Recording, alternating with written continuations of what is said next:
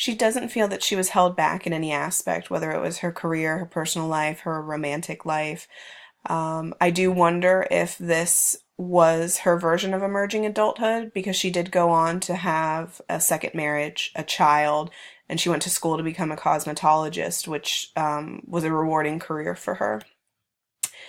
So systems theory, according to Rogers, human behavior in the social environment is an individual's interaction within systems. I wanted to focus on this because there are a lot of systems at play throughout her young adulthood.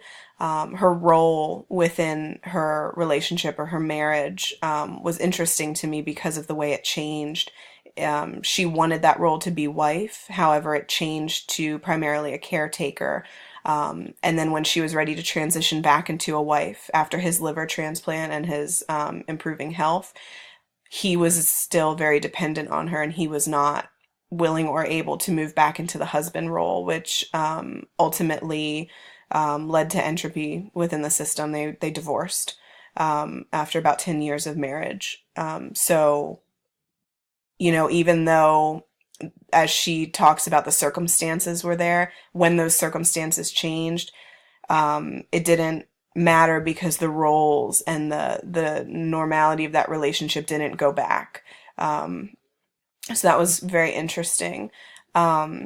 Also, I asked her to talk about a relationship defining moment at age 26, which would have been with her husband, because according to the study, intimacy in young adults' narratives of romance and friendship predicts Ericksonian generativity by McKinnon, Nosko, Pratt, and Norris. Higher relationship intimacy at 26 predicts higher generativity. So she did tell me a story about how even though her relationship had its troubles, she was still very committed until the end. So then I asked her about her contributions to society or her generativity. She did mention raising me, and she feels that I'm doing a lot or will do a lot to help better the world. And also she used to run a disciple class, and she felt she was putting a lot of good people out to do the Lord's work. As I mentioned, she got religious later in life. I wanted to focus on her retirement as well because it was very interesting to me that her paid labor seemed to come second to her role of caretaking throughout her life. She basically has been a caretaker since she was 20 until very recently because she took care of her husband, she took care of me, she took care of my daughter when I had her, and also cared for my stepfather's excuse me, mother who lived with them for about a decade. So her retirement from this unpaid labor of caretaking, she really said, what am I here for? That's what she felt. She felt a loss, this identity crisis, which is something that Osborne in his study Commentary on Retirement, Identity, and Erickson's Developmental Stage Model talks about how older retirees end up going back through these life cycles to try and find this new identity that they have.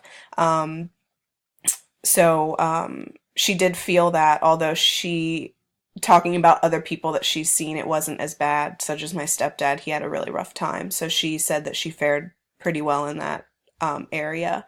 And also, as far as the retirement, so it's interesting because looking back at the adult stage, so generativity versus stagnation, it is less about personal identity and looking for that generativity.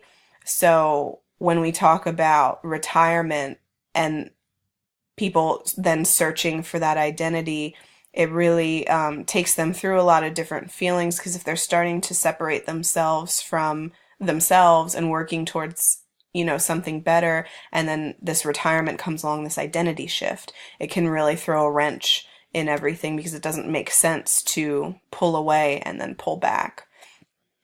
Theory limitations with Erickson, it just might not follow each individual's development and could unfairly place people ahead of time or behind others if they're not considering other factors. And something that we talked about is emerging adulthood in the 1970s versus today.